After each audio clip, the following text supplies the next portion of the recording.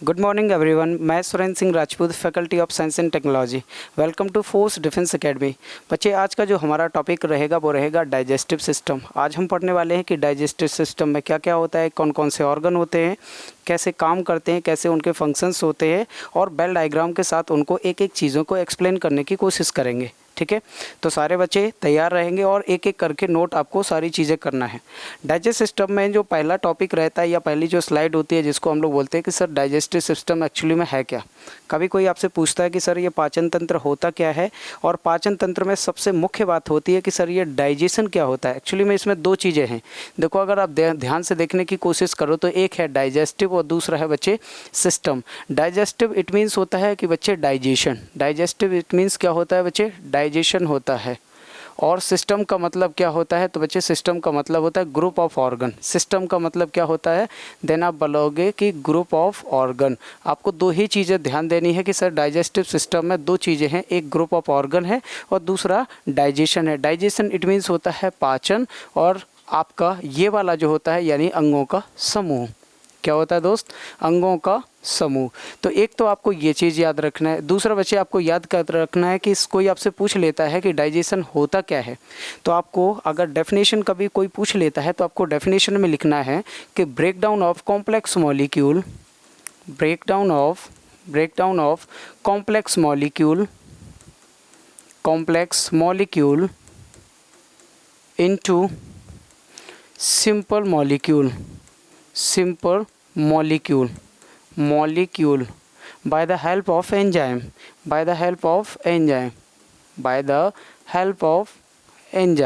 यानी हम कह सकते हैं कि कोई अगर आपसे पूछ भी लेता है तो बच्चे आपको बताना है कि एंजाइम से सहायता भोजन के बड़े पार्टिकल्स का छोटे पार्टिकल्स में टूटना।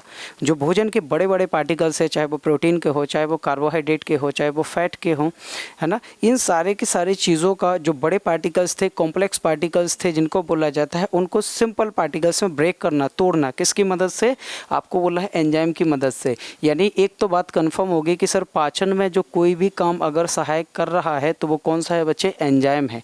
वो क्या है दोस्त, एंजाइम है। अब आप समझने की कोशिश करो, अगर मैं हिंदी में इसको लिखने की कोशिश करूं तो आपको बोला है जटिल अणुओं को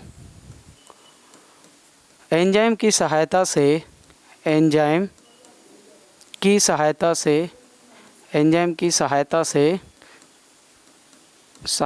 छोटे अणुओं में टूटना या तोड़ना, छोटे अणुओं में तोड़ना, ये क्या कहलाता है बच्चे, पाचन कहलाता है। क्या कहलाता है बच्चे, पाचन कहलाता है। अब समझना ये है कि मान लिया जाए कि सर अगर आपसे कोई भी पूछता है कि जटिल अणुओं को एंजाइम की सहायता से छोटे अणुओं में या सरल अणुओं में तोड़ने की जो प्रक्रिया होती है, जो प्रोसेस होती है, उसको हम लोग क्या बोलते हैं, पाचन।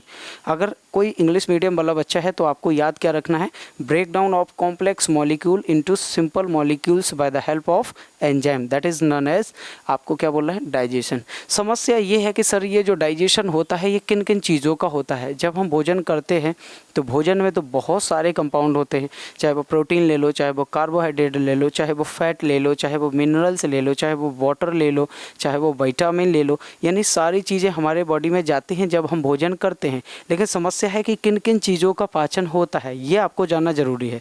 तो इसके लिए आपको थोड़ा सा वेट करना पड़ेगा। अगर कोई आपसे पूछे तो आपको बता देना है कि बेटा हमारे बॉडी में 3-4 चीज़ों का डाइजेशन होता है। देखो 3-4 चीज़ों का डाइजेशन किसका, सबसे पहले आपके बॉडी में आपको लिखना है कार्बोहाइड्रेट। क्या लिखना है बच्चे, कार्बोहाइड्रेट्स। कार्बोहाइड्रेट का पाचन होता है बच्चे। दूसरे नंबर अगर आप बोलो तो सर हमारे बॉडी में प्रोटीन का पाचन होता है। और अगर तीसरे नंबर पे बोलते हैं बच्चे तो आप बोलोगे कि हमारे बॉडी में फैट का भी डाइजेशन होता है, यानी वसा का भी पाचन होता है। लेकिन समस्या थोड़ा सा और तब बढ़ जाती है कि सर हम लोगों ने तो पढ़ा है कि फ़ैट का कभी डाइजेशन होता नहीं है, फैट का इमल्सिफिकेशन होता है, बसीयकरण होता है। तो बच्चे आपको दोनों ही चीज़ें याद रख के चलना है कि कार्बोहाइड्रेट का डाइजेशन होता है, प्रोटीन का डाइजेशन होता है और फैट का इमल्सिफिकेशन होता है, नॉट अ डाइजेशन। आगे चलते थोड़ा सा ये आता है कि सर ये कार्बोहाइड्रेट पहले किस में टूटता है, देन आप बोलोगे कि सर सबसे पहले ये ग्लूकोज में टूटता है और ग्लूकोज आगे चल के किस में कन्वर्ट होता है, ग्लाइकोजन में कन्वर्ट होता है। किस में कन्वर्ट होता है, ग्लाइकोजन में कन्वर्ट होता है।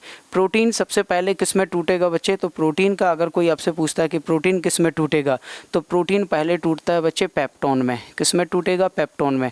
अगर पेप्टोन याद नहीं रहता है तो बच्चे आप पेप्टाइड भी याद रह सकते हो। क्या रख सकते हो, पेप्टाइड। और यही पेप्टोन या पेप्टाइड आगे चल के किस में कन्वर्ट होते हैं, तो बच्चे आपको बोलना है अमीनो एसिड में। किस में कन्वर्ट होते हैं, अमीनो एसिड यानी कि अमीनो अम्ल में। फिर थोड़ा सा आगे जाते कि सर जो फैट होता है, फैट एमल्सीफाई होकर पहले किस में कन्वर्ट होता है, तो आप बताओगे कि फैटी एसिड में। किस में कन्वर्ट होता है, फैटी एसिड में। और यही फैटी एसिड आगे चल के किस में कन्वर्ट होता है, तो आप बोल रहे हैं कि ग्लिसरॉल में। किस में कन्वर्ट होता है बच्चे, ग्लिसरॉल में कन्वर्ट होता है। यानी हम कह सकते हैं कि हमारे भोजन में ये जो 3 पार्टिकल्स थे, कार्बोहाइड्रेट, प्रोटीन और फैट, इन 3 मेजर पार्टिकल्स का डाइजेशन सबसे पहले होता है। इसके बाद बची हुई शुगर का भी डाइजेशन हो जाता है। अब समस्या ये है कि सर कार्बोहाइड्रेट को ग्लूकोज, ग्लूकोज को ग्लाइकोजन में कन्वर्ट कौन कराता है, प्रोटीन को पेप्टोन में, पेप्टोन को अमीनो एसिड में कन्वर्ट कौन कराता है, फैट को फैटी एसिड में और फैटी एसिड को ग्लिसरॉल में कन्वर्ट कौन कराता है। तो अभी तो दोस्त मैंने बोला है कि भोजन के बड़े कणों का छोटे कणों में टूटना किसकी मदद से, एंजाइम की मदद से। उन्हीं को ही हम बोलते हैं क्या, भोजन का पाचन होना। तो अगर ये कॉम्प्लेक्स पार्टिकल हैं और इन सिंपल पार्टिकल्स में ये ब्रेक हो रहे हैं, टूट रहे हैं, तो इनके बीच में डेफिनेटली क्या काम कर रहे हैं, एंजाइम काम कर रहे हैं। क्या काम कर रहे हैं बच्चे, एंजाइम काम कर रहे हैं। ये एक ओवरव्यू है। जब आप एक एक ऑर्गन पढ़ेंगे कि कौन सी चीज़ों का कहाँ पर डाइजेशन हो रहा है, वो धीरे धीरे आपको पता चलेगा। अब थोड़ा सा और आगे चलते हैं तो 1-2 चीज़ें और अपने को देखने को मिलती हैं। देखो देखने को क्या मिलती हैं, सर कार्बोहाइड्रेट के मान लिया जाए कि ये बड़े पार्टिकल्स हैं, कार्बोहाइड्रेट के ये बड़े पार्टिकल्स हैं, यानी कि इसको हम क्या बोल देंगे, कार्बोहाइड्रेट के बड़े पार्टिकल्स। कार्बोहाइड्रेट के बड़े पार्टिकल्स जब एंजाइम की सहायता से छोटे पार्टिकल्स में टूटते हैं तो उसको हम लोग बोलते हैं ग्लूकोज। और ग्लूकोज के सबसे छोटे पार्टिकल्स को हम लोग क्या नाम दे देंगे, ग्लाइकोजन नाम दे देंगे। क्या दे देंगे नाम बच्चे, ग्लाइकोजन नाम दे देंगे। सेम कंडीशन आप प्रोटीन के साथ अप्लाई करो। ये है प्रोटीन के बड़े बड़े पार्टिकल्स। इन बड़े पार्टिकल्स को एंजाइम की सहायता से और छोटे पार्टिकल्स में तोड़ते हैं जिनको बोला जाता है पेप्टोन। और इन्हीं पेप्टोन को और छोटे पार्टिकल्स में तोड़ेंगे जिनको बोलते हैं अमीनो एसिड। क्या बोलेंगे, अमीनो एसिड। फिर आ जाओ कि फैट, फैट के ये बड़े पार्टिकल्स थे। क्या थे, बड़े पार्टिकल्स। और यहीं बड़े पार्टिकल्स आगे चल के छोटी छोटी ड्रॉप के रूप में कन्वर्ट होते हैं। Not a particles, it's a drop. ये क्या है, बूंदों के रूप में। और यही बूंदों आगे चल के किस में कन्वर्ट हो जाती हैं, और छोटी बूंदों में, जिसे हम लोग क्या बोलते हैं, ग्लिसरॉल बोलते हैं। क्या बोलते हैं बच्चे, हम लोग ग्लिसरॉल बोलते हैं। अब थोड़ा सा और ध्यान दीजिएगा, यहाँ पर आपको 1-2 चीज़ें और देखने को मिल जाएंगी। क्या मिल जाएंगी कि सर आपसे पूछा जाएगा कार्बोहाइड्रेट की सबसे छोटी यूनिट क्या है, तो आपको बोलना है ग्लाइकोजन। यानी कार्बोहाइड्रेट की यूनिट क्या है, तो बोलोगे ग्लाइकोजन। भैया प्रोटीन की यूनिट पूछ ले तो प्रोटीन की यूनिट अमीनो एसिड। और फैट की यूनिट पूछ ले तो फैट की यूनिट क्या होती है, ग्लिसरॉल। यानी कि हमको यहाँ से 3 क्वेश्चन मिल गए हैं। पहला क्वेश्चन क्या मिला है, कार्बोहाइड्रेट की यूनिट ग्लिसरॉल, ग्लाइकोजन, प्रोटीन की यूनिट अमीनो एसिड और फैट की यूनिट ग्लिसरॉल। लेकिन अगर जस्ट इसको ऑपोजिट करके पूछ ले, ऑपोजिट करके पूछ ले, आपने पढ़ा होगा पॉलीमर और मोनोमर, यानी कि बहुलक और एकलक। तो किसी भी चीज़ के जो कॉम्प्लेक्स पार्टिकल्स होते हैं दैट इज़ कॉल्ड पॉलीमर, और उसका जो सिंगल पार्टिकल्स होता है दैट इज़ कॉल्ड मोनोमर, यानी कि वो एकलक इकाई है। तो आप बताइए कार्बोहाइड्रेट किससे मिलकर बना है, ग्लाइकोजन से मिलकर बना है। मतलब ये कॉम्प्लेक्स है, ये सिंपल है, ये कॉम्प्लेक्स है, ये सिंपल है, ये कॉम्प्लेक्स है, ये सिंपल है। तो भैया अगर मैं बोलूँ कि ग्लाइकोजन जो होता है ये आपस में जुड़ जाएगा तो कार्बोहाइड्रेट बनाएगा। मतलब ये है मोनोमर यूनिट और ये है उनकी पॉलीमर। तो भैया ग्लाइकोजन का पॉलीमर कार्बोहाइड्रेट, अमीनो एसिड का पॉलीमर प्रोटीन, ग्लिसरॉल का पॉलीमर आपको फैट बताना है। तो देखो कितने क्वेश्चन मिल गए, 6 क्वेश्चन मिल गए। 7वां क्वेश्चन यहाँ से कैसे बना सकता है बच्चे, 7वां क्वेश्चन ये बनाएगा कि कार्बोहाइड्रेट को ग्लूकोज में कन्वर्ट करने के लिए एंजाइम चाहिए। इधर भी बच्चे एंजाइम, इधर भी बच्चे एंजाइम, इधर भी बच्चे एंजाइम, इधर भी एंजाइम। लेकिन इधर एंजाइम काम नहीं करता। फैट को फैटी एसिड में कन्वर्ट करने के लिए बाइल जूस होता है, पित्त रस होता है। कौन होता है बच्चे? पित्तरस होता है। और ये धीरे धीरे जैसे ही हम आगे ऑर्गन की तरफ बढ़ेंगे तो ये चीज़ें आपको समझ में आना शुरू हो जाएंगे। ठीक है बच्चे, इतना था हमारा डाइजेस्टिव सिस्टम का क्या, तो आप बोलोगे ये जनरली इंट्रोडक्शन था। लेकिन समस्या ये है कि सर इनके अलावा भी तो हम बहुत सारी चीज़ें खाते हैं। देखो क्या क्या खाते हैं, इसी को थोड़ा सा हम आगे डिस्क्राइब करते हैं। बच्चे अगर कभी भी पूछता है कि सर हमने खाने में क्या क्या चीज़ें ली थी, तो आपने बोला कि सर हमने कार्बोहाइड्रेट लिया था। बिल्कुल लिया था। हमने क्या लिया था बच्चे? कार्बोहाइड्रेट्स लिया था। दूसरा, हमारे भोजन में प्रोटीन था। बिल्कुल था सर, आपने अभी लिखवाया कि सर प्रोटीन अमीनो एसिड में कन्वर्ट होता है। तीसरा, हमारे भोजन में क्या था? हमारे भोजन में फैट था, यानी कि वसा थी। फोर्थ, हमारे भोजन में बच्चे विटामिन भी थे, जिसका डाइजेशन सर आपने कराया ही नहीं। अच्छा नेक्स्ट आ जाओ बच्चे, इसके अलावा बच्चे हमारे भोजन में वाटर भी था। इसके अलावा भोजन में हमारे मिनरल्स भी था। क्या था? मिनरल्स भी था। तो थोड़ा सा दोस्त इसमें एक चीज़ और ध्यान रखना है आपको। कभी कोई पूछ लेता है आपसे कि ये बताओ कार्बोहाइड्रेट क्या हमें एनर्जी देता है? बोलना हाँ जी सर बिल्कुल देता है। कार्बोहाइड्रेट हमें एनर्जी देता है। और कितनी? तो आप बोलोगे 1 ग्राम कार्बोहाइड्रेट से लगभग 4.2 कैलोरी तक एनर्जी मिलती है। ठीक है, कितनी बच्चे? 4.2 कैलोरी एनर्जी मिलती है। प्रोटीन हमें एनर्जी देता है, तो बिल्कुल बता देना है कि सर हमें प्रोटीन भी क्या प्रोवाइड करता है? एनर्जी प्रोवाइड करता है। कितनी? अगर आप 1 ग्राम प्रोटीन को बहुत अच्छे से डाइजेस्ट कर लेते हो तो 4.5 कैलोरी आपको एनर्जी मिल जाएगी।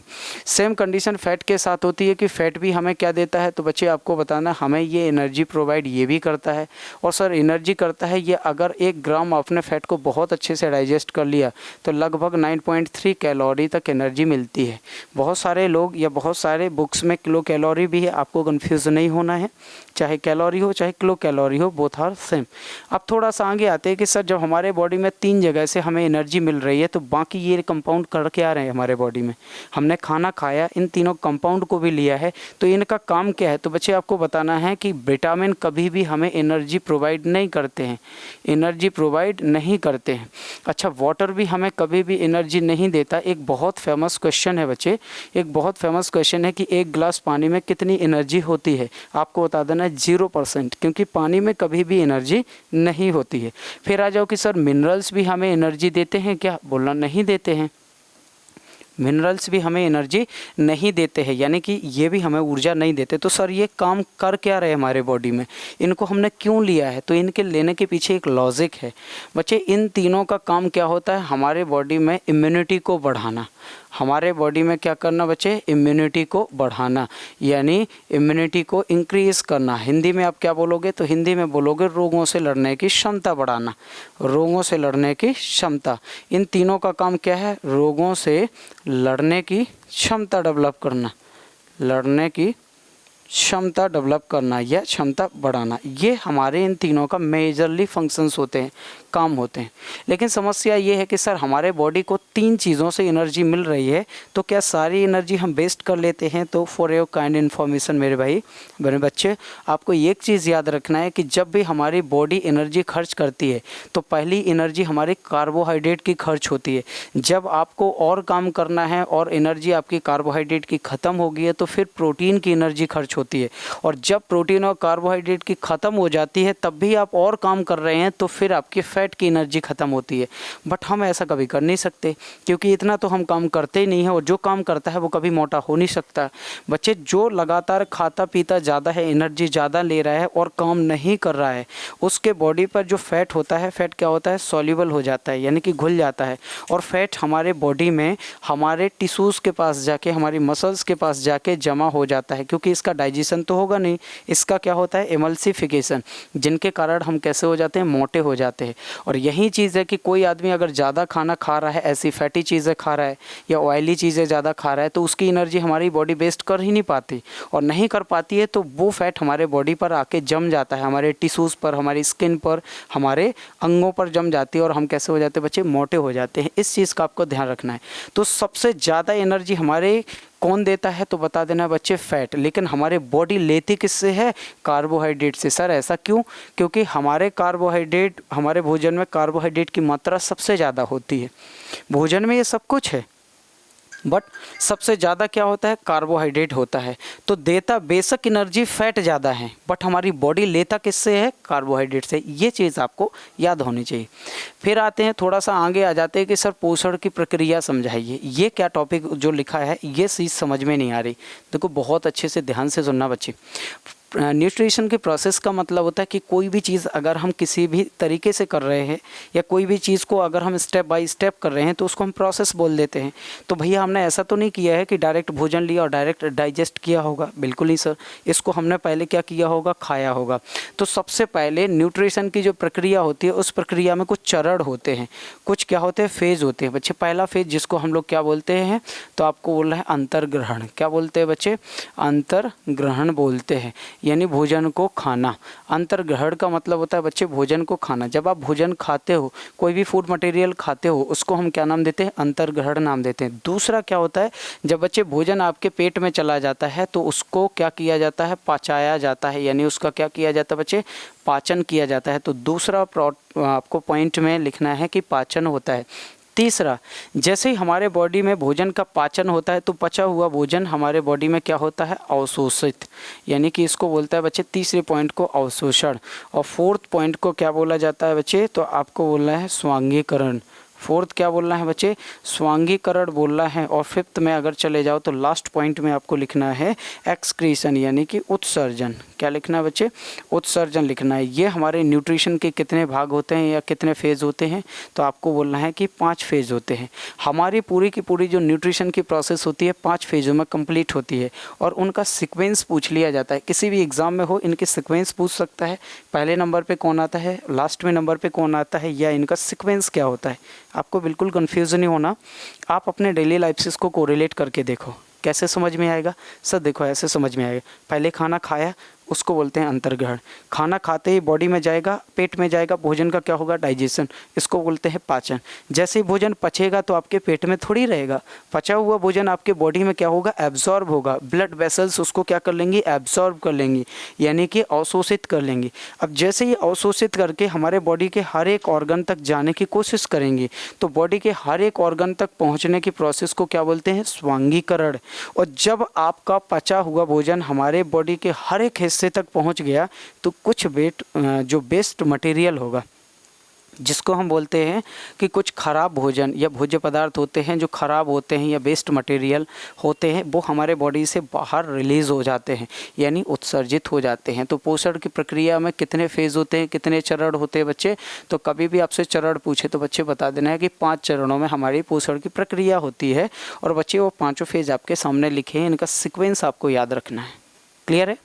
अब थोड़ा सा और आगे चलते हैं। सर डाइजेशन में हमने ये देखा है कि सर डाइजेस्टिव सिस्टम क्या होता है, यानी कि पाचन क्या होता है। तो पाचन में अपन ने देखा कि भोजन के बड़े कणों का छोटे कणों में टूटना एंजाइम की सहायता से। फिर आता है सर आगे कि ठीक है सर, एंजाइम की सहायता से भोजन के बड़े कणों का छोटे कणों में हमने तोड़ लिया। फिर ये आता है कि सर हमारे भोजन के कंपोनेंट थे क्या क्या, कौन कौन सी चीज़ें थी जो हमारे भोजन में थी।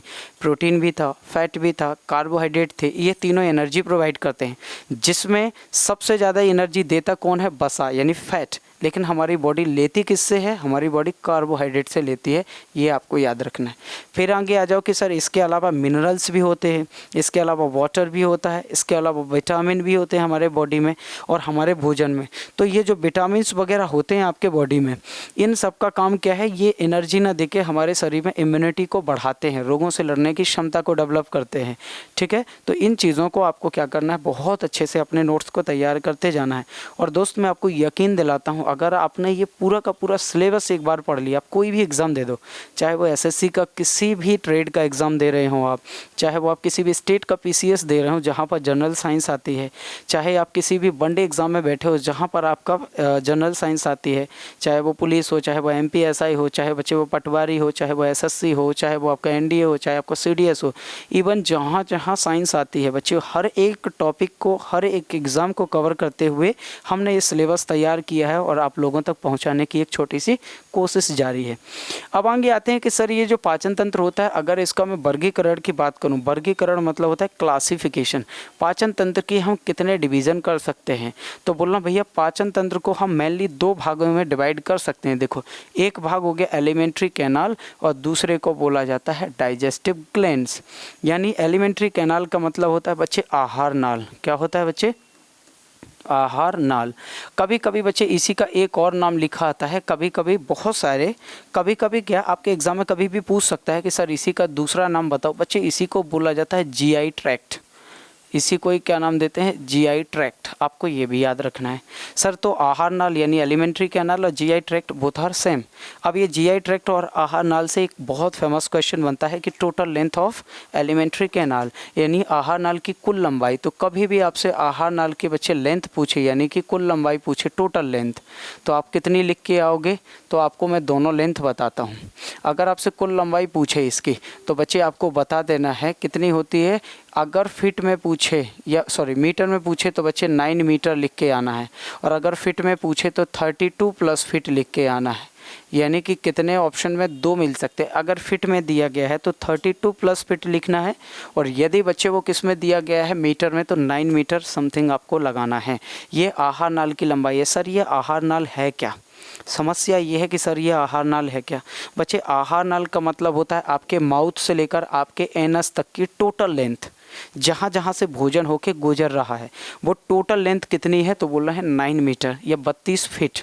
फिट में हो तो 32 और मीटर में हो तो 9 मीटर। सर समझ में नहीं आया, थोड़ा सा और एक्सप्लेन करिए। देखो सुनो, सबसे पहले भोजन कहाँ जाता है? सर आपने माउथ के द्वारा भोजन को खाया। अच्छा, माउथ के द्वारा भोजन खाया, देन उसके बाद भोजन कहाँ पहुँचता है? बकल कैविटी में। बकल कैविटी क्या है? ये माउथ है। बकल कैविटी जहाँ पर आपकी टंग और टीथ होती हैं, अंदर वाला portion, that is called buccal cavity. Buccal cavity से भोजन और नीचे जाएगा, आगे की तरफ बढ़े तो फेरिक्स में पहुँचेगा। फेरिक्स मतलब होता है ग्रेसनी। फेरिक्स मतलब क्या होता है बच्चे? ग्रेसनी होता है। अब ग्रेसनी क्या है? तो जहाँ से माउथ के द्वारा लिया गया भोजन और नाक के द्वारा ली गई ऑक्सीजन या वायु, जहाँ पर ये जंक्शन बनाते हैं, जहाँ पर ये आपस में मिलते हैं, उस वाले पॉइंट को बोलते हैं हम फेरिक्स यानी कि ग्रेसनी। ग्रेसनी से आगे भोजन कहाँ जाता है बच्चे? थोड़ा सा आगे आओ तो ईसोफेगस में जाएगा, जिसको हम लोग क्या बोलते हैं? फूड पाइप भी बोल सकते हैं। ईसोफेगस को हम लोग क्या नाम देते हैं? फूड पाइप भी आप बोल सकते हैं। आप ऐसे बोल दो, फूड पाइप को क्या बोलेंगे? तो भोजन नली। क्या बोलेंगे बच्चे? भोजन नली बोलेंगे। थोड़ा सा और आगे आते हैं कि सर ये ईसोफेगस के बाद भोजन कहाँ पहुँचेगा? स्टमक में, यानी कि हमारे पेट में पहुँचेगा। पेट में जाने के बाद ये भोजन कहाँ पहुँचेगा? छोटी आंत में। छोटी आंत के बाद कहाँ जाएगा? बड़ी आंत में। बड़ी आंत के बाद ये हमारे एनस के द्वारा बॉडी से बाहर रिलीज हो जाएगा। यानी आप कह सकते हो कि माउथ से लेकर टोटल एनस तक की कुल लंबाई को हम लोग बच्चे क्या बोलते हैं? तो total length of alimentary canal यानी आहार नाल की कुल लंबाई कितने मीटर होती है? 9 मीटर। फिट में पूछे तो 32 फीट। क्लियर है? आगे आओ। सर ये तो वो ऑर्गन थे जो आपने सामने डिस्कस किए हैं जहाँ जहाँ से हमारा भोजन होके गुजरता है, बट ये क्या बला है जहाँ लिखा है डाइजेस्टिव ग्लैंड्स, यानी इनको बोला जाता है हिंदी में बच्चे पाचन ग्रंथियाँ। क्या बोलते हैं? पाचन ग्रंथियाँ। अब मेरी बात बहुत ध्यान से सुनिएगा। अभी मैंने आपको पहले ही स्लाइड में क्या बोला है? पहले ही स्लाइड में, इससे जस्ट पहले मैंने आपको बोला है कि सर भोजन के बड़े कणों का छोटे कणों में ब्रेक होना किसकी मदद से? एंजाइम की मदद से। एंजाइम कहाँ कहाँ आएगा? जहाँ जहाँ भोजन का पाचन होगा। और एंजाइम आएगा किसके द्वारा? ग्रंथियों के द्वारा। किसके द्वारा आएगा? ग्रंथियों के द्वारा। यानी ये वो पाचन ग्रंथियाँ हैं जो हमारे भोजन को पचाने के लिए एंजाइम को रिलीज़ करेंगी। ये किसको रिलीज़ करेंगी बच्चे? एंजाइम को रिलीज़ करेंगी। ये आपको ध्यान रखना है। अच्छा, बहुत सारे लोग इसमें कन्फ्यूज़ हैं कि सर जो एंजाइम होते हैं वो प्रोटीन होते हैं कि जो प्रोटीन होते हैं वो एंजाइम होते हैं। बहुत ध्यान से सुनिएगा, सारे के सारे एंजाइम प्रोटीन हो सकते हैं, बट सारे प्रोटीन एंजाइम नहीं हो सकते। मैंने बोला क्या है कि सारे के सारे एंजाइम आपके प्रोटीन ही होते हैं, बट सारे प्रोटीन आपके एंजाइम नहीं हो सकते हैं। इस चीज़ को आपको ध्यान रखना है। ठीक है, आगे चलते हैं दोस्त। अब सलाइवरी ग्लैंड सबसे पहले इनको बोला जाता है लार ग्रंथियाँ। हमको भोजन को पचाने के लिए किसकी ज़रूरत पड़ेगी? लार ग्रंथियों की। क्यों? क्योंकि सर यही वो ग्रंथियाँ हैं जो हमारे माउथ में लार के साथ साथ कुछ एंजाइम को रिलीज़ करेंगी, और एंजाइम रिलीज़ होगा तो हमारे भोजन का पाचन माउथ से शुरू हो जाता है, और माउथ से पाचन शुरू होता है किसका? कार्बोहाइड्रेट का। तो कभी कभी पूछ लिया जाता है कि डाइजेस्टिव सिस्टम स्टार्ट फ्रॉम, या डाइजेशन स्टार्ट फ्रॉम, पाचन किस अंग से शुरू होता है? बच्चे आपको बता देना है कि डाइजेशन स्टार्ट फ्रॉम माउथ। किसका? स्टार्च का या कार्बोहाइड्रेट का, आप कुछ भी लिख सकते हो। सर गैस्ट्रिक ग्लैंड्स क्या होती है? गैस्ट्रिक ग्लैंड्स मतलब होती है जठर ग्रंथियाँ। जठर ग्रंथियाँ कहाँ पर होती हैं? सर पेट में होती हैं। आपको कैसे पता?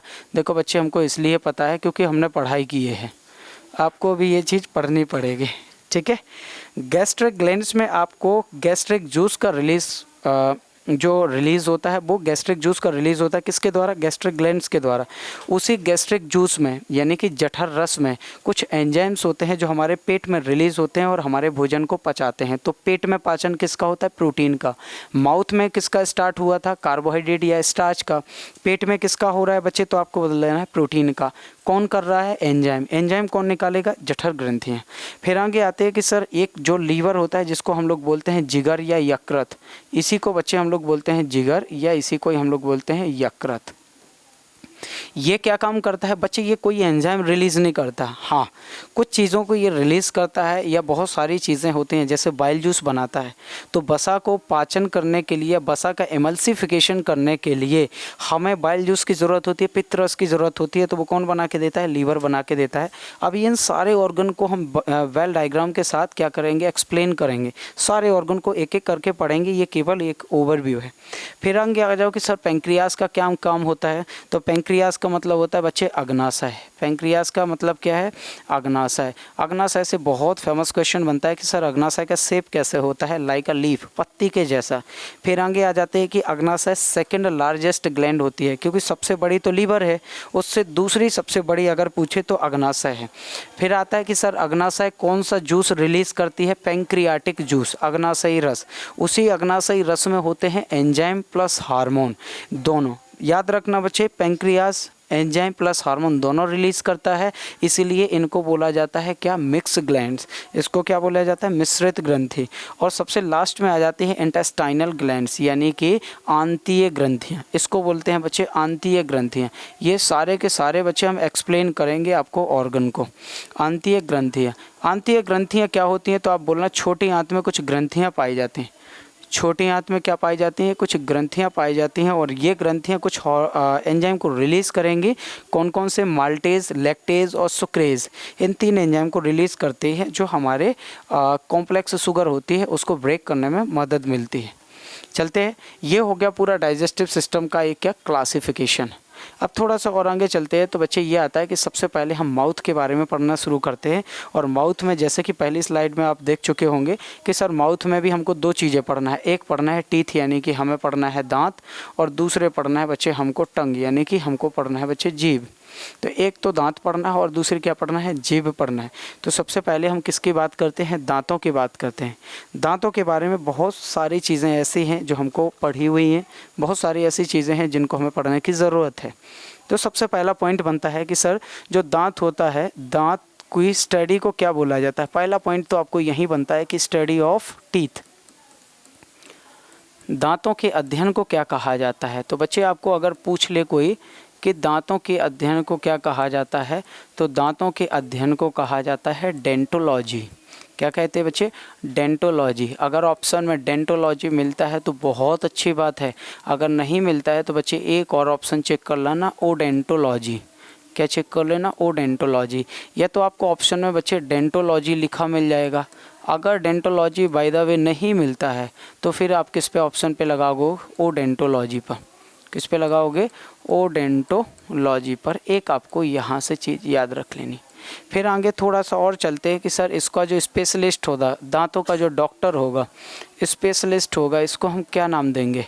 यानी जो दांतों का विषय विशेषज्ञ होता है या विशेषज्ञ होता है, इसको हम क्या नाम देते हैं? तो बच्चे आपको नाम बोलना है डेंटिस्ट। क्या नाम देते हैं? डेंटिस्ट। ये आपको ध्यान देना है। तो कोई पूछे कि भैया इसको क्या बोला जाता है, तो बता देना है आपको डेंटिस्ट बोला जाता है।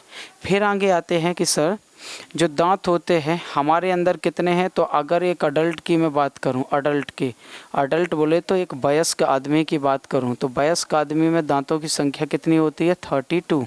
अगर मैं वहीं पर बच्चों की बात करूं कि सर चाइल्ड में दांतों की संख्या कितनी होती है, चाइल्ड में यानी कि बच्चों में दांतों की संख्या कभी पूछ ले तो बच्चों की संख्या आपको बता देना, बच्चों में कितने दांत होते हैं, 20 दांत होते हैं। फिर समस्या है कि मान लीजिए हमारे अंदर 32 दांत हैं। कितने दांत हैं बच्चे, 32 दांत हैं। इस 32 दांत में 2 प्रकार के दांत हैं। 2 प्रकार के कैसे, एक को बोला जाता है कौन सा, तो बच्चे आपको बोलना है ना मोनोफायोडोंट, मोनोफायोडोंट। अच्छा ये समस्या क्या है कि मोनोफायोडोंट क्या होता है, और दूसरा अगर आपसे पूछे तो आपको बता देना डाईफायोडोंट, डाईफायोडोंट। इसका मीन्स क्या है, इसको बोला जाता है बच्चे एक बार दंती, एक बार दंती। ऐसे दांत जो ज़िंदगी में कितनी बार आते हैं, एक बार आते हैं। और डाईफायोडोंट का मतलब होता है दुई बार दंती। ऐसे दांत जो ज़िंदगी में कितनी बार आते हैं, 2 बार, दुई बार दंती। समस्या ये है कि सर एक बार दंती और दुई बार दंती कितने होते हैं। एक बार दंती मतलब ऐसे दांत जो ज़िंदगी में एक बार आते हैं, और 12 दांत ऐसे होते हैं जो ज़िंदगी में केवल और केवल एक बार आते हैं। ऐसे दांत जो ज़िंदगी में 2 बार आते हैं डाईफायोडोंट, जो कितने दांत होते हैं बच्चे, 20 दांत होते हैं। इन्हीं 20 दांतों को जो ज़िंदगी में 2 बार आते हैं, इन्हीं को बोला जाता है बच्चे चाइल्ड टीथ। क्या बोलते हैं, चाइल्ड टीथ बोलते हैं। आप हिंदी में बात करो तो बच्चों के दांत, क्या बोलते हैं, बच्चों के दांत। थोड़ा सा और आगे चलते हैं, तो ये मिलता है कि सर बच्चों के दांत इसी को बोला जाता है, इसी को बोला जाता है टेम्परेरी टीथ, टेम्परेरी टीथ यानी कि अस्थाई दांत। इन्हीं को क्या नाम दिया जाता है बच्चे, तो आपको बोल लेना है अस्थाई दांत, अस्थाई दांत। ऐसे दांत जो कैसे होते हैं, अस्थाई, एक बार टूट जाते हैं तो बच्चे ये दोबारा भी आ सकते हैं। बट ये जो दांत होते हैं ना, ये दांत ज़िंदगी में केवल और केवल एक बार आते हैं। लेकिन समस्या ये है कि सर हम इनको स्थाई नहीं बोल सकते। अगर कभी आपसे पूछे कि परमानेंट टीथ कितने होते हैं, परमानेंट टीथ कितने होते हैं, यानी कि स्थायी दांतों की संख्या पूछ ले कभी, तो स्थायी दांतों की संख्या आपको 32 ही लिखना है। स्थायी दांत कितने होते हैं, तो बच्चे आपको 32 लिखना है। मैं बार बार बोल रहा हूँ, यहाँ कंफ्यूज मत होना। अस्थायी दांत 20 होते हैं, जिनको बच्चों के दांत या डाईफायोडोंट भी कहा जाता है, लेकिन एक बार दंती का कोई दूसरा नाम नहीं है। परमानेंट दांत कितने होते हैं, 32। सर कैसे, 12 भी तो परमानेंट होते हैं, बिल्कुल होते हैं। लेकिन बच्चे ये 12 दांत तब आते हैं कि मान लो ये कोई एक छोटा बेबी है, इस छोटे बेबी के जो पहले 20 दांत आए थे ये टूट गए, जो दोबारा से 20 दांत आए ना बच्चे, ये परमानेंट हो गए। अब कैसे हो गए हैं, परमानेंट हो गए। मतलब अब ये अगर टूट जाएंगे तो फिर दोबारा नहीं आएंगे।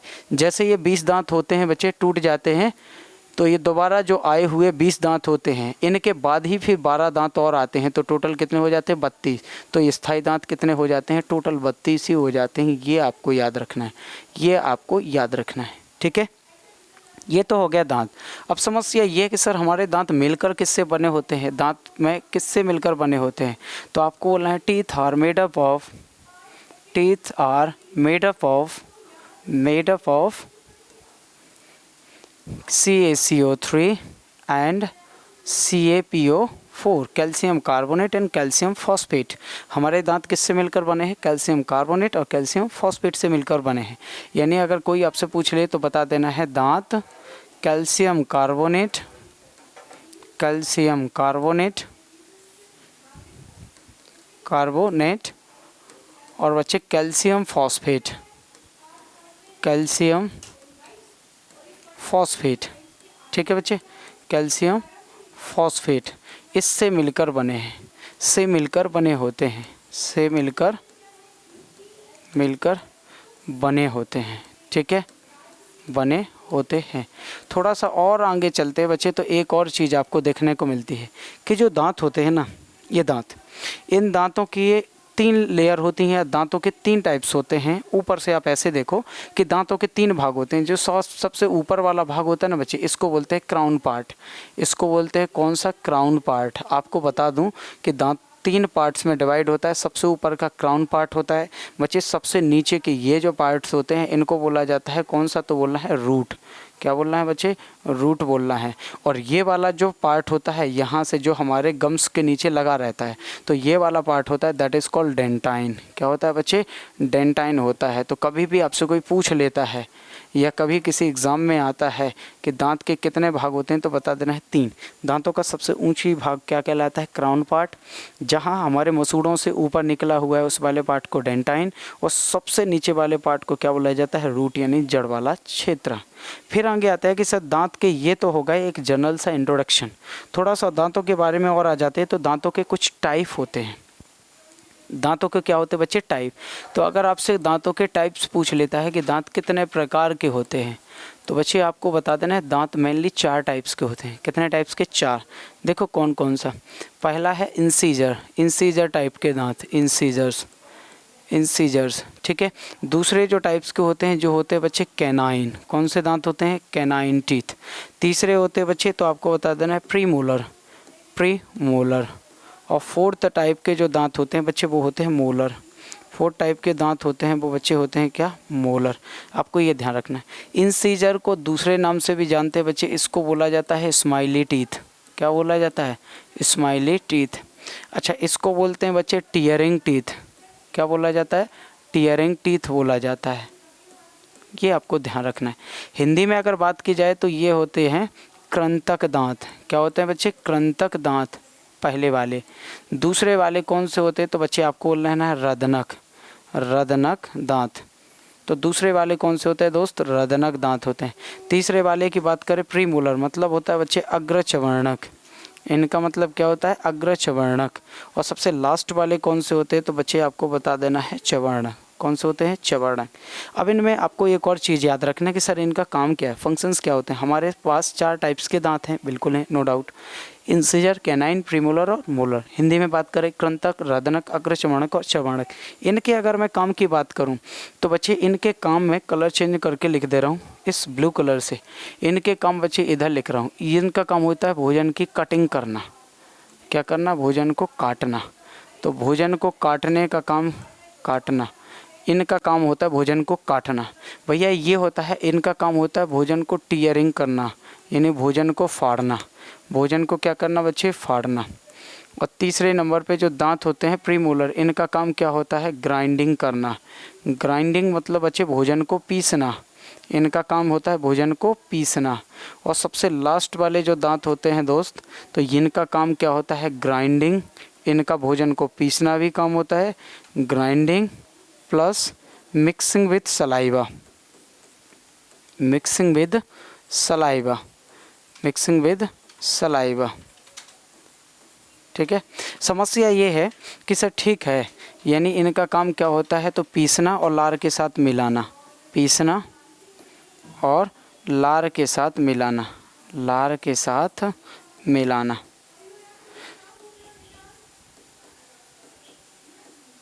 ठीक है। तो लार के साथ क्या करना बच्चे, मिलाना है। अब इन चारों दांतों के क्या हो गए, काम हो गए। अब समस्या ये है, थोड़ा सा और समस्या बनेगी। समस्या क्या बनेगी कि सर इनका नंबर ऑफ टीथ बताइए कौन कितने होते हैं। तो बच्चे ये बच्चों में और अडल्ट में अलग अलग होते हैं। अगर मैं अडल्ट की बात करूं, एक वयस्क आदमी की बात करूं, तो बच्चे वयस्क आदमी में ये होते हैं 4, ये होते हैं 8, ये होते हैं 4 और ये होते हैं बच्चे 12।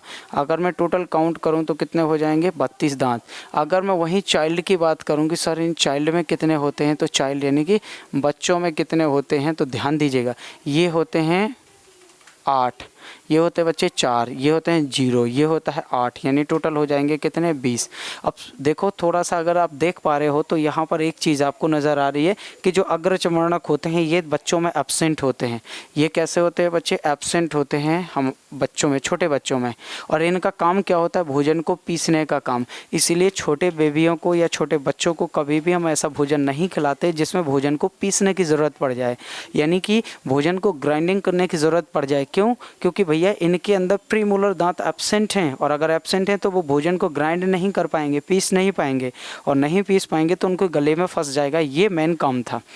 फिर थोड़ा सा और आगे चलते हैं कि सर हमारे अंदर 4 दांत ऐसे होते हैं जिनको बोलते हैं विजडम टूथ। क्या बोलते हैं बच्चे, विजडम टूथ। देखो ये जो 4 जो होते हैं जिनको हम लोग बोलते हैं विजडम टूथ, इसका मतलब क्या है, अक्ल की दाढ़। इनका मतलब क्या होता है, अक्ल की दाढ़। और अक्ल की दाढ़ कितनी होती हैं तो बता देना बच्चे, 4 होती हैं। कितनी होती हैं, 4। 4 कहाँ कहाँ होती है, 2 ऊपर के जबड़े में, 2 नीचे के जबड़े में होती हैं। और ये वो दांत होते हैं जिनको वेस्टिजियल ऑर्गन कहा जाता है, यानी अवशेषी अंग। इनका कोई भी काम नहीं है बॉडी में। ऐसे ऑर्गन जो होते तो हैं बट किसी काम के नहीं होते, तो उनको हम लोग बोलते हैं वेस्टिजियल ऑर्गन। तो अक्ल की दाढ़ उन्हीं में से एक है जिसको हम लोग अलग नाम से जानते हैं, वेस्टिजियल ऑर्गन। यानी ये होते तो हैं बॉडी में लेकिन किसी काम के नहीं होते। हिंदी में बात करें तो अवशेषी अंग। हिंदी में बात करें तो बच्चे अवशेषी की बात कर रहा हूँ, अवशोषी नहीं, अवशेषी अंग। कितने होते हैं, बहुत सारे अंग हैं। सर कुछ अंगों के नाम गिनवा दीजिए। देखो, जैसे अक्ल की दाढ़ हैं बट किसी काम के नहीं हैं, इनको बोला जाता है वेस्टिजियल। एक टॉन्सिल, आपके मुंह खोलोगे तो घंटी जैसे लटकती हुई दिखाई देगी, उसका कोई काम नहीं है, वो भी क्या है, वेस्टिजियल ऑर्गन। तीसरा आप चले जाओ तो बड़ी आंत से एक पार्ट जुड़ा होता है जिसको बोलते हैं अपेंडिक्स, वो भी किसी काम की नहीं है। अगर उसमें इन्फेक्शन हो जाए और वो लेंथ में या फिर इन्फ्लामेशन हो जाए, सूजन आ जाए या लंबाई में थोड़ा बहुत बढ़ जाए तो डॉक्टर उसको क्या कर देते हैं, कट कर देते हैं। अब सोचो अगर उसका काम होता, अगर उसको कट कर दिए तो हमारे बॉडी पर इफेक्ट होता कि नहीं होता, बिल्कुल होता। इसीलिए ऐसे ऑर्गन को वेस्टिजियल कहा जाता है और इनका कोई काम नहीं है। जनरली तौर पर अगर मैं देखूं कि मेरे दांत कितने हैं तो मैं अपनी पर्सनली बता रहा हूं, मेरे जो दांत 28 हैं, 28 में मतलब मेरे काम करने वाले दांत सारे आ गए हैं। कौन से दांत नहीं आए हैं, 4। कौन से, अक्ल की दाढ़। और अक्ल की दाढ़ का आने का मतलब ये नहीं है कि आपके अंदर अकल नहीं आई है या इनके आने के बाद अकल आती है, ऐसा बिल्कुल भी नहीं है। ये दांत तब आते हैं जब आप मैच्योर होने की कगार पे पहुंच जाते हो, यानी कि आपके अंदर एक मैच्योरिटी आ जाती है। आप चीज़ों को सोचना समझना और भावनाओं को सोचना समझना, ये सारी चीज़ें अगर आप अच्छे से करने लगे हो, इट मीन्स आप क्या हो चुके हो, पूरी तरीके से मैच्योर हो गए हो। फिर आता है कि सर ये आपने एलिफेंट यहाँ क्यों बनाया है। एलिफेंट बनाने के पीछे बच्चे बहुत बड़ा लॉजिक है। ये जो आपको दांत दिख रहा है ना, ये वाला दांत, ये हाथी के बाहर निकले हुए दांतों को पता क्या कहा जाता है, टस। हाथी के बाहर निकले हुए दांतों को बच्चे बोला जाता है टस, TUS, इसको बोला जाता है बच्चे टस। और इनका भी कोई काम नहीं है, इसलिए बोला जाता है कि हाथी के दांत दिखाने के कुछ और खाने के कुछ और होते हैं। बच्चे इसमें थोड़ा सा आप कंफ्यूज बिल्कुल मत होना। फिर आगे होता है कि सर हमने ये पढ़ा है कि PDF क्या होता है। PDF का मतलब होता है परमानेंट डेंटल फार्मूला। क्या होता है बच्चे, परमानेंट डेंटल फार्मूला, यानी कि परमानेंट डेंटल फार्मूला, स्थायी दंत सूत्र, स्थायी दंत सूत्र। और स्थायी दंत सूत्र की अगर मैं बात करूं कि सर स्थायी दंत सूत्र कैसे होते हैं, तो बच्चे थोड़ा सा आप सब्र करो। स्थायी दांत कितने होते हैं, 32। 21 23 divide by 21 23 multiply by 2, count करके देख लेना, 32 दांत हो जाएंगे। एक अगर आपसे बोले कि सर TDF क्या होता है, टेम्परेरी डेंटल फार्मूला, TDF क्या होता है बच्चे, TDF। अगर आपसे TDF की बात करता है कि TDF का मतलब क्या होता है, तो बोलना है टेम्परेरी डेंटल फार्मूला, यानी कि स्थायी दंत सूत्र, अस्थायी दंत सूत्र। और अस्थायी अगर दंत सूत्र की बात करें तो यानी बच्चों के दांतों का फॉर्मूला, तो 2102 डिवाइड बाय 2102 मल्टीप्लाई बाय 2, यानी टोटल हम काउंट करेंगे तो कितने, 20 दांत। यानी 20 दांत किस में होते हैं, बच्चों में। इसलिए कभी बच्चों के दांतों का फॉर्मूला पूछे तो ये TDF होता है, टेम्परेरी डेंटल फार्मूला, यानी कि अस्थायी दंत सूत्र। और अगर आपसे PDF पूछता है यानी permanent dental formula, 2123 divide by 2123 multiply by 2 बराबर 32, यानी कि ये स्थायी दांत होते हैं जो बड़ों में होते हैं। सर समझ में ये नहीं आया कि यहाँ 32 कैसे आ गया। यहाँ पर मैं ऊपर से नीचे के सारे नंबर को क्रॉस कर दूँ तो 2 दांत बचेंगे, और सेम कंडीशन इधर भी हो गई तो 2 दांत बचेंगे। अब इसके लिए थोड़ा सा सब्र करो, थोड़ा सा सब्र करो और हम चलते हैं अगली स्लाइड पर। अब देखो अगली स्लाइड पर बच्चे, अभी इधर टंग लिखा है, अभी हम टंग नहीं कर रहे हैं, अभी हम टीथ पर ही चल रहे हैं। कहाँ पर चल रहे हैं बच्चे, टीथ पर चल रहे हैं, ये आपको अभी ध्यान रखना है। फिर मैं टंग पर चलूँगा, अभी केवल और आप टीथ को ही याद रखो। किसको याद रखना है बच्चे, आपको टीथ को याद रखना है।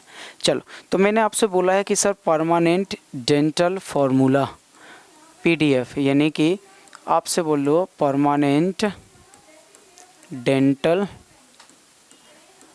फार्मूला, ठीक है। हिंदी में क्या बोलेंगे बच्चे, तो हिंदी में बोला जाता है स्थायी दंत सूत्र, इसको बोला जाता है स्थायी दंत सूत्र। क्लियर। फिर आ गया दूसरा होता है बच्चे स्थायी दंत सूत्र, यानी कि स्थायी दांत कितने होते हैं 32। 32 दांतों का फॉर्मूला होगा 21 23 डिवाइड बाय 21 23 मल्टीप्लाई बाय 2, तो हो जाएंगे 32। अब आ जाते हैं सर कि TDF यानी temporary dental formula. Temporary dental formula ये होता है बच्चे, यानी कि अस्थायी दंत सूत्र। और अस्थायी दंत सूत्र में मतलब बच्चों का फार्मूला, बच्चों के दांतों का फार्मूला, अस्थायी दंत सूत्र। इसका मतलब क्या है, ये स्थायी दंत सूत्र यानी वयस्कों का फार्मूला है, यानी बड़े लोगों का जिनके 32 दांत होते हैं। बच्चे अस्थायी दंत सूत्र का मतलब होता है बच्चों का फार्मूला। बच्चों में अस्थायी दांत होते हैं, कितने होते हैं बच्चे 20। तो 20 दांतों का जो फार्मूला होता है वो होता है 2102 डिवाइड बाय 2102 मल्टीप्लाई बाय 2, है ना सर। कैसे आ गया देखो, 2 और 1 3, 3 और 2 5, 5 और 3 8, 8 और 8 16, 16 दूनी 32 हो गया। 2 और 1 3, 3 और 2 5, 5 और 5 10, 10 दूनी 20, तो ये हो गया 20। अब इनका ये नंबर सर ऐसे ही क्यों बनाया गया है, क्या ऐसे भी तो लिख सकते थे 23 21 23 21 मल्टीप्लाई बाय 2, नहीं। इनका नंबर आप बिल्कुल मत भूल जाना, यही सीक्वेंस आपको फॉलो करना है। देखो क्यों, इसके पीछे भी एक तरीके का अपन क्या बोल सकते हैं कि सर एक कहानी है। कहानी क्या है, मान लो कि आपके बॉडी में कितने जबड़े हैं बच्चे, तो बता देना है 2 जबड़े हैं। ये आपका हो गया ऊपरी जबड़ा। अब बहुत ध्यान से सुनना, इनका ये नंबरों का सीक्वेंस ऐसे क्यों रखा गया है। ये हो गया ऊपरी जबड़ा और ये हो गया बच्चे निचला जबड़ा, यानी कि आपका निचला वाला जबड़ा। आपसे बोला जाएगा इंसीजर कितने दांत थे बच्चे। इंसीजर, पहले मैं इसको बनाने की कोशिश करता हूँ। PDF परमानेंटल डेंटल फार्मूला, जिसके दांत कितने होते हैं 32 होते हैं। अच्छा 32 का इंसीजर कितने दांत होते हैं बच्चे 8। कैनाइन कितने होते हैं बच्चे 4। प्री मोलर कितने होते हैं बच्चे 8। और मोलर कितने होते हैं तो बच्चे बता देना है 12। काउंट करोगे तो हो गए 32, जो अभी मैंने पिछली स्लाइड में आप लोगों को दिखाया है। पिछली स्लाइड में क्या किया बच्चे, दिखाया है। देखो अडल्ट में 8 4 8 12 यानी 32, यही मैं यहाँ बनाने की कोशिश कर रहा हूँ। मैं इस वाले को बना देता हूँ, प्रूफ कर देता हूँ। सबसे पहले इंसीजर कितने हैं दांत 8। 8 दांतों में बच्चे 4 होते हैं ऊपर, 1 2 3 और 4। 4 होते हैं ऊपर और 4 होते हैं नीचे, 1 2 3 और 4। 4 ऊपर 4 नीचे, ये कौन बन गए इंसीजर।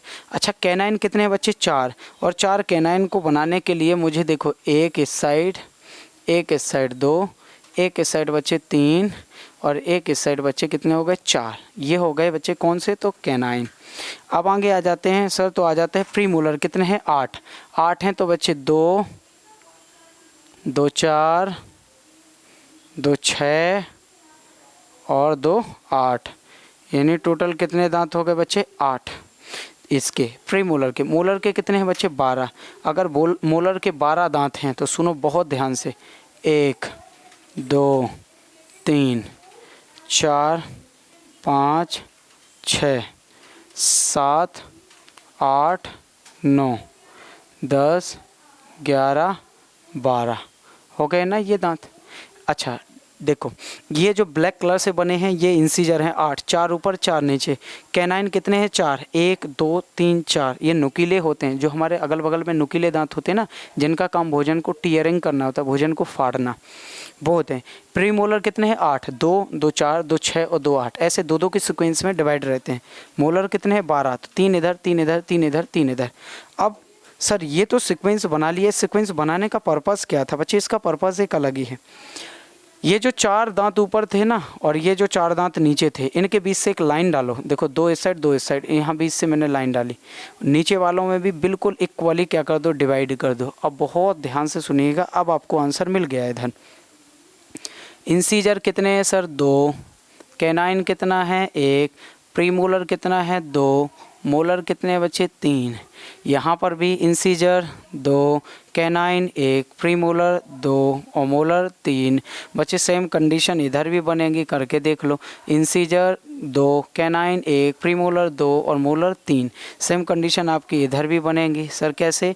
इंसीजर 2, कैनाइन 1, प्रीमोलर 2 और मोलर 3। तो भैया यहीं तो है 2 और 1 3, 3 और 2 5 और 3 8, 8 और 8 16, 16 दूनी 32। तो देखो 21 23 21 23, 21 23 21 23, और ये बच्चे डबल हैं तो मैंने 2 से मल्टीप्लाई कर दिया, हो गए ना 32 दांत। थोड़ा सा और सब्र करो। सब्र क्या करना है कि बच्चे 1 2 3 और 4, ये हैं बच्चे वो अक्ल की डाढ़। क्या है? Wisdom tooth. इनको बोलते हैं विजडम टूथ, यानी अक्ल की डाढ़। अक्ल की डाढ़, ठीक है। इनको क्या बोला जाता है बच्चे? अक्ल की डाढ़ बोला जाता है। बस इतनी चीज़ें आपको दांतों से याद रखनी है। फिर कभी कभी ये पूछा जाता है कि सर हमारे दांतों को न्यूट्रिशन कौन देता है? तो थोड़ा सा इधर देखो बच्चे, हमारे जो दांत कहाँ लगे होते हैं? मसूड़ों के अंदर। मसूड़ों में क्या पाई जाती हैं? ब्लड वेसल्स पाई जाती हैं, रक्त वाहिकाएँ पाई जाती हैं। और ये जो रक्त वाहिकाएँ होती हैं, ये जो रक्त वाहिकाएँ होती है बच्चे, ये रक्त वाहिकाएँ में ग्लूकोज होता है, क्लोरीन होता है, सॉल्ट होता है, वाटर होता है। यही चीज़ होती हैं जो हमारे दांतों को न्यूट्रिशन प्रोवाइड करती हैं। क्या प्रोवाइड करती हैं बच्चे? न्यूट्रिशन।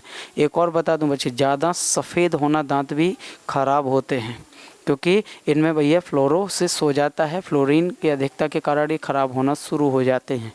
एक बात आपको ध्यान रखना है। तो हल्के फुल्के दांत अगर पीले हैं तो आपको दिक्कत लेने की ज़रूरत नहीं है। ये था बच्चे हमारी आज की क्लास। कैसी लगी आप लोग कमेंट करके ज़रूर बताना कि सारी की सारी क्लासेस कैसी रही। बस इसी तरीके से हर एक क्लास को अपन एक्सप्लेन करेंगे, हर एक टॉपिक को भी बच्चा आप बहुत अच्छी तरीके से, चाहे आप किसी भी स्टेट का एग्ज़ाम दे रहे हो जहाँ पर जनरल साइंस आती है, किसी भी, चाहे वो स्टेट वाइज एग्ज़ाम हो, चाहे वो वनडे एग्ज़ाम हो, चाहे वो PCS हो, चाहे UPSC हो, आपको साइंस का जी तोड़ भरपूर इलाज यहीं पर मिलेगा। ओनली और ओनली 299 रुपीज़ में, 300 रुपये में कुछ नहीं होता।